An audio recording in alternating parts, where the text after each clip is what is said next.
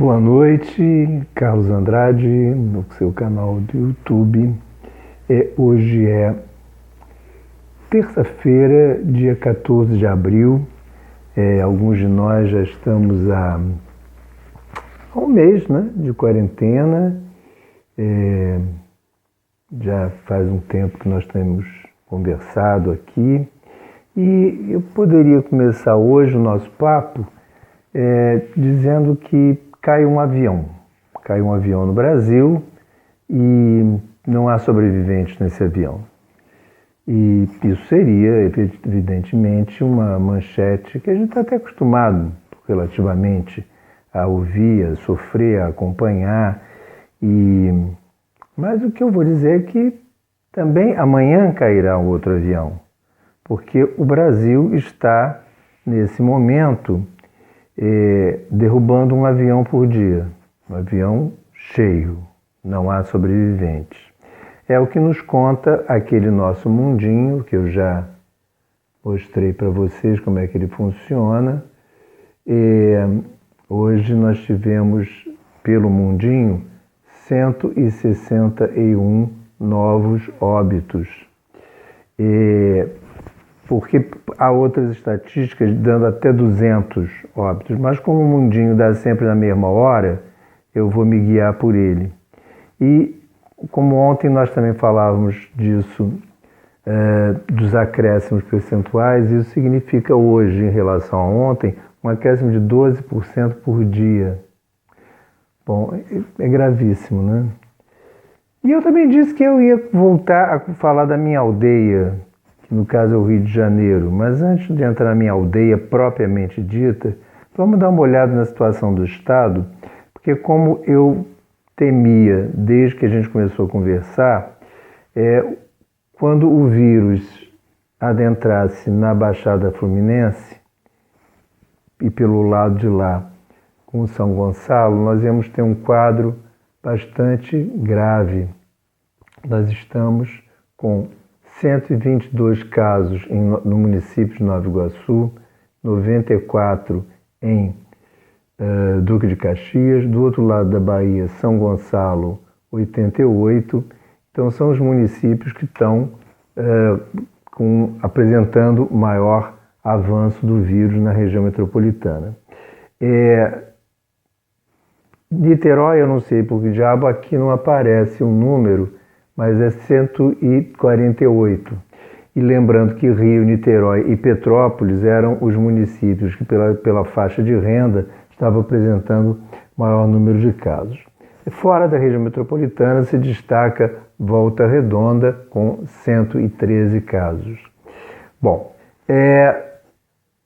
fora da região metropolitana, e esses aqui ainda são raros, Campos vem se destacando, mas ainda é um número pequeno de casos, embora nossos correspondentes por lá digam que não é bem assim não, porque tem o pessoal das plataformas de petróleo, do Porto do Açu, que não é em Campos, mas que se reflete lá. Enfim, então é uma situação complicada e há já um número razoável de óbitos por lá, inclusive de gente jovem. E aí, por conta disso, eu vou comentar exatamente o Rio de Janeiro, capital, que nós temos hoje, e vou até fazer uma piada, não é hora para isso, mas é aquela, olha, a sua bandeira não será vermelha, mas o seu município está ficando completamente vermelho, né? E isso porque a prefeitura, no seu painel, vem pintando essas grandes bolas, essas grandes circunferências. Já sabemos que isso aqui é a Barra da Tijuca.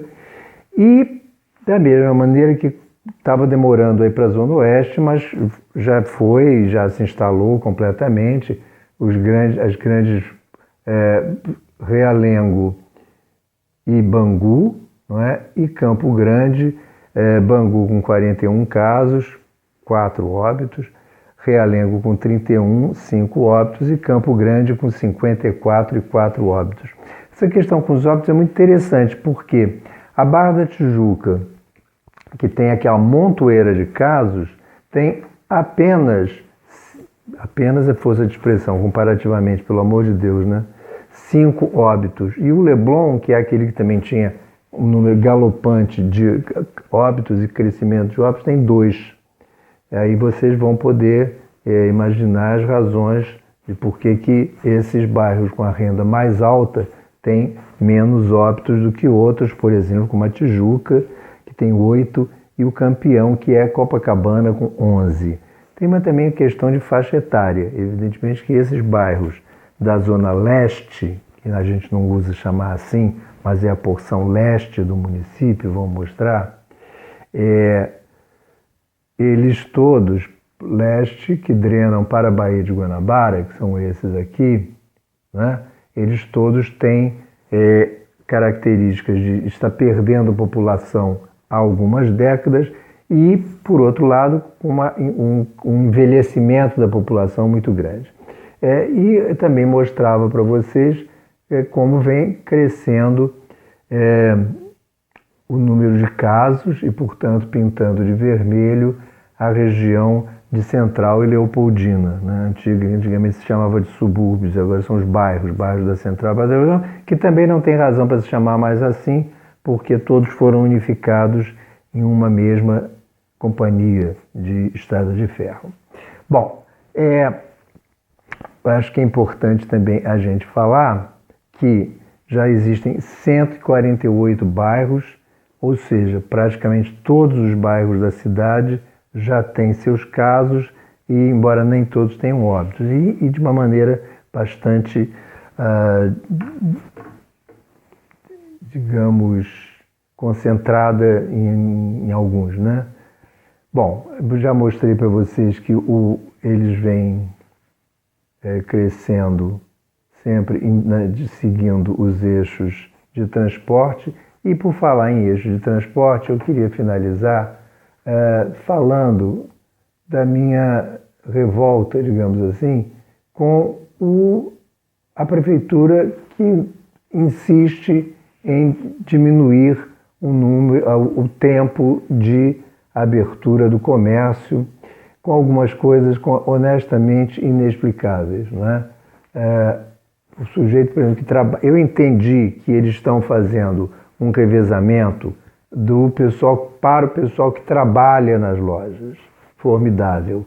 Mas sinto muito, mas as pessoas que trabalham nas lojas é um número inferior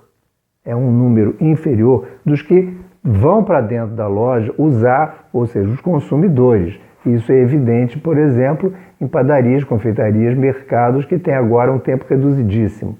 Sabe Deus por quê? Farmácia passou a abrir de 7 às 22 horas. Provavelmente vai ter farmácia de plantão como tinha antigamente. Mas por que as farmácias vão ter que fechar às 22? Né? Não fica claro. E principalmente de 7 às 22 vai ter 2 turnos, né? Porque ninguém vai trabalhar de 7 da manhã às 10 da noite. Né? Então possivelmente terá 2 turnos, então vai ter também um deslocamento no meio do caminho.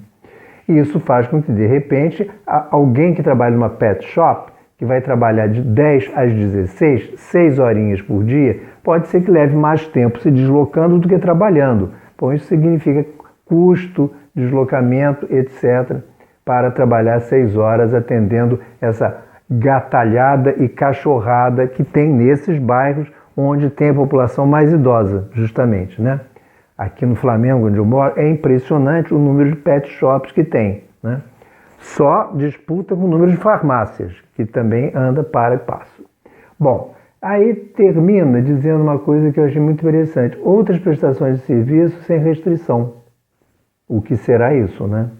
Bom, outra coisa também que eu acho que tinha que se pensar melhor é as lotéricas. As lotéricas são essenciais para a questão do pagamento e recebimento das pessoas que não têm acesso a banco, não é? Por exemplo, na Rocinha, no Vidigal, eles são fundamentais até para o pessoal que está começando a receber aquele vale vírus, né, de R$600. Por falar nisso, a Rocinha é disparada a favela que tem o maior número de casos. São 35 já, provavelmente em função da proximidade com a Zona Sul. Eu encerro aqui hoje lembrando que é fundamental que a gente continue em casa. Infelizmente, o Brasil não está melhorando coisa alguma. Do que a gente consegue perceber, só existe um aumento cada vez maior de óbitos e de casos, né, evidentemente, diários e com uma taxa muito alta. Eu fico por aqui porque já passei do nosso horário de suportabilidade e amanhã a gente volta. Passa lá no canal, dá um like e se inscreve, ok? Um abraço, Carlos Andrade.